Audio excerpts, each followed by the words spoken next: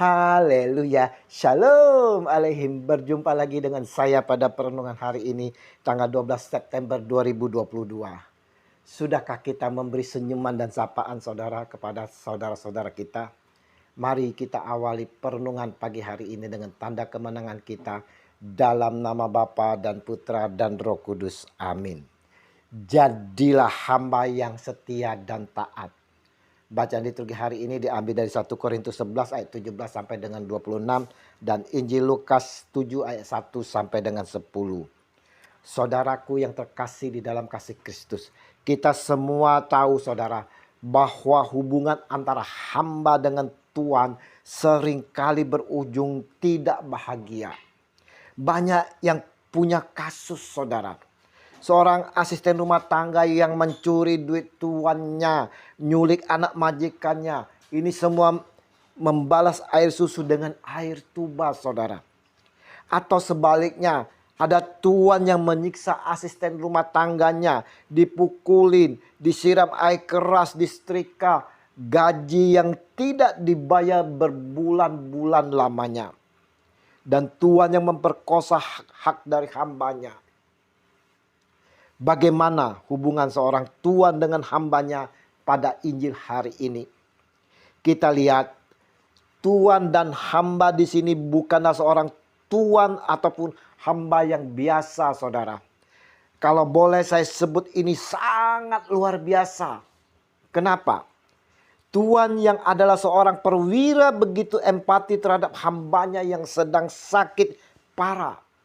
Dikatakan bahwa hamba itu sedang sakit keras dan hampir mati. Lukas 7 ayat 2. Sedangkan hamba ini saudara-saudara yang terkasih bukanlah seorang prajurit. Jadi kalau kita melihat secara strata sosial yang berlaku kala itu, jelas hamba itu berada di bawah prajurit. Hamba yang adalah seorang budak. Hamba ini tentunya seorang pekerja keras saudara. Dia bekerja dengan sepenuh hati kepada tuannya dan lebih menonjol dari hamba-hamba lainnya. Untuk itulah tuannya yang begitu mengasihi, sangat empati dan tergerak oleh belas kasihnya memohon kepada Yesus untuk menyembuhkan hambanya. Ada suatu yang menarik dari perwira ini saudara. Perwira itu menyuruh sahabat-sahabatnya untuk mengatakan kepadanya, kepada Tuhan Yesus, "Tuhan, janganlah bersusah-susah sebab aku tidak layak menerima Tuhan di dalam rumahku. Sebab itu aku juga menganggap diriku tidak layak untuk datang kepadamu. Tetapi katakan saja sepatah kata, maka hambaku itu akan sembuh." Lukas 7 ayat 6 dan 7. Saudaraku yang terkasih, kita melihat bagaimana sikap kejujuran dari seorang perwira ini saudara. Dengan merendahkan hati dia mengakui bahwa dia tidak layak untuk menghadap Yesus. Karena dia tahu dia seorang berdosa. Tapi saudara-saudaraku yang terkasih, dia memiliki iman yang besar. Dia mengakui dan berkata, "Katakan saja sepatah kata, maka hambaku itu akan sembuh." Beda dengan kebanyakan dari kita saudaraku yang terkasih. Apalagi anak-anak Tuhan yang mengakui Yesus adalah Tuhan. Yang tak mau merendahkan hati, bahkan dengan sombong mengatakan, "Aku dapat menyelesaikan semuanya ini." Tidak mengakui atas keberdosaan diri kita sendiri. Kita merasa tak perlu Tuhan lagi. Sebagai hambanya, kita sering lupa bahwa hidup kita ada di tangannya saudara. Dalam kehidupan kita ini pun saudara-saudaraku yang terkasih, kita sering memilah-milah, saya hamba dan dia bosnya.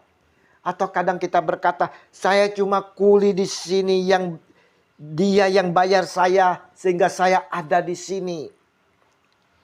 Yesus yang adalah Tuhan dari hamba, yang adalah Tuhan kita yang berkuasa atas kehidupan ini.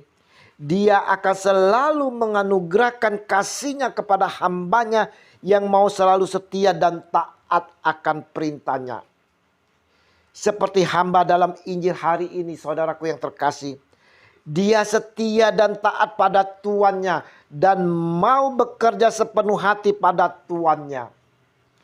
Demikian juga kita hendaknya mau seperti hamba dalam Injil hari ini, yang mau setia, taat, mau melakukan segala perintah yang difirmankan dengan sepenuh hati. Jika kita mau meraih kasih dari Yesus, saudaraku yang terkasih, kita pun mau bersikap seperti Tuhan yang selalu merendahkan hati, mau mengakui keberdosaan kita, mau mengakui akan keberadaan kita, dan memohon kepada Tuhan kita Yesus Kristus untuk mengampuni atas dosa kita. Maka Yesus Tuhan akan memperhatikan kita semua. Dia akan memulihkan dan menyembuhkan kita, saudaraku. Jadilah hamba setia dan taat yang mau mendengarkan dan melakukan apa yang diperintahkan tuannya. Janganlah kita sebagai hamba budak, saudaraku yang terkasih, yang melayani Dia karena takut, atau hamba bayaran yang melayani untuk upah. Tetapi jadilah hamba anak-anak yang melayani karena mengasihi Dia. Tuhan Yesus memberkati. Amin. Dalam nama Bapa dan Putra dan Roh Kudus. Amin. Shalom Alehim.